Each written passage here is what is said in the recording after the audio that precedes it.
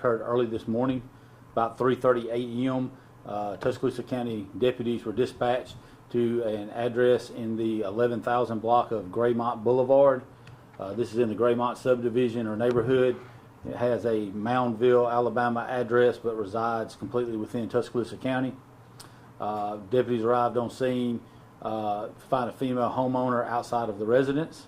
Her current boyfriend or male acquaintance had been stabbed multiple times, and she reported that an ex-boyfriend was inside of her home, as well as 2 young children under the age of 12. They had been asleep at night when this ex-boyfriend, later identified as Nicholas Lynch, had broken into the house.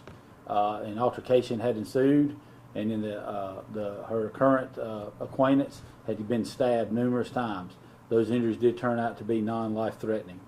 Our deputies immediately cleared the residence and were able to locate both children hiding in different parts of the house and determined that the suspect was missing.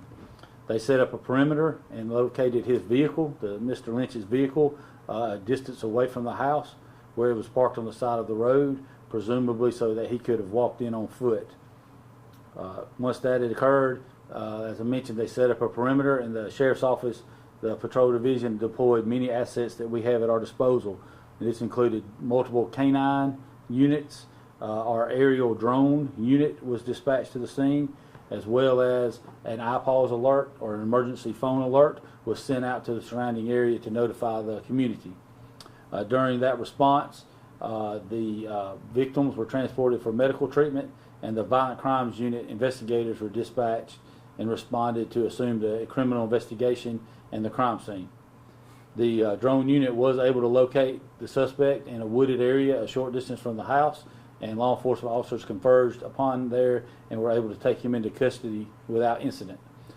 This all occurred within about 2 hours of the initial call, and it is a testament to the training and resources of the Tuscaloosa County Sheriff's Office, and I couldn't ask for a better response from our patrol division, responding to a dangerous situation like this, and then locating and taking into custody a fleeing suspect. It was just a tremendous response.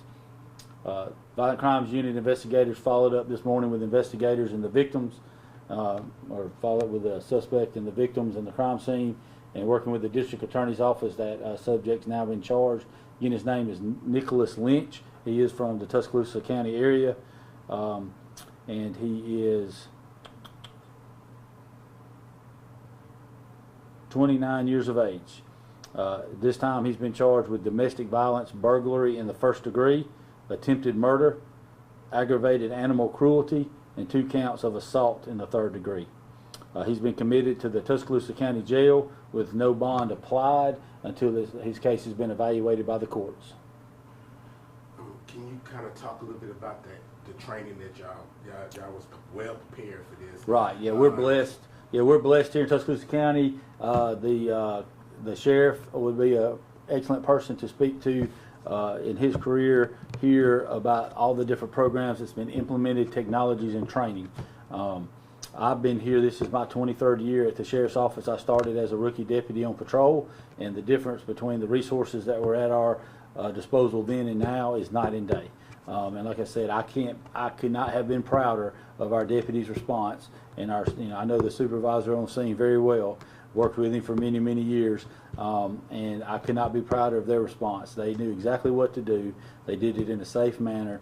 They safeguarded our victims and our crime scene. They located this lady's children and took them safely, got them to appropriate places, set up a perimeter, utilized our phone alerts, our drone system, and our canine units, and located and took this suspect into custody all within 2 hours. It's just an excellent all the way around. Terribly traumatic event for her and her family. We're going to be following up with them in regards to that with our victim services along with the district attorney's office, and we're going to prepare this case and forward it to hopefully for a successful prosecution. Speaking of victims, I know you went into detail about the family, but other things like, was the dog killed in that situation? Oh, I'm so sorry. Yes, I've left that out. When the deputies cleared the house, they discovered that the family dog had also been killed by the suspect. My understanding is that the dog may have been something that was gifted to her in the previous relationship. I'm not sure if that was the motive or not.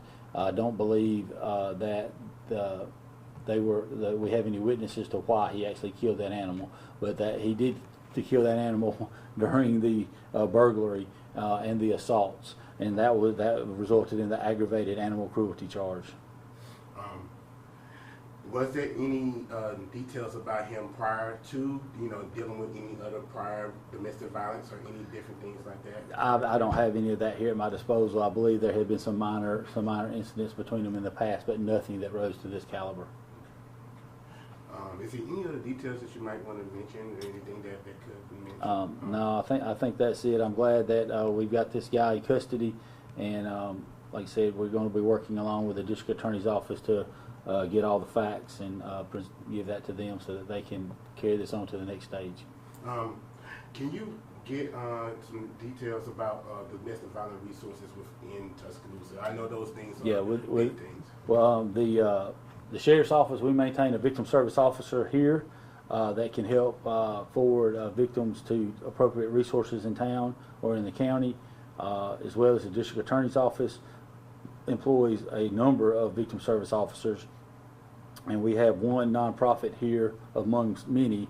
The nonprofit of note here for domestic violence victims is called Turning Point, and they provide numerous services to victims of domestic violence, and we often refer or assist in placing or getting help to victims of domestic violence through Turning Point, and they do excellent work. And the last question would be, does it stress a little bit more on domestic violence, and why there be no tolerance of that?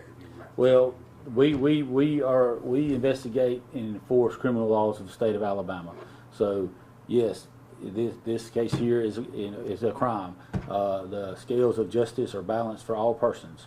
We're going to invest all cases to the same standard, to the same caliber as any other case that we investigate, and present those cases to the courts for evaluation on how they would get resolved.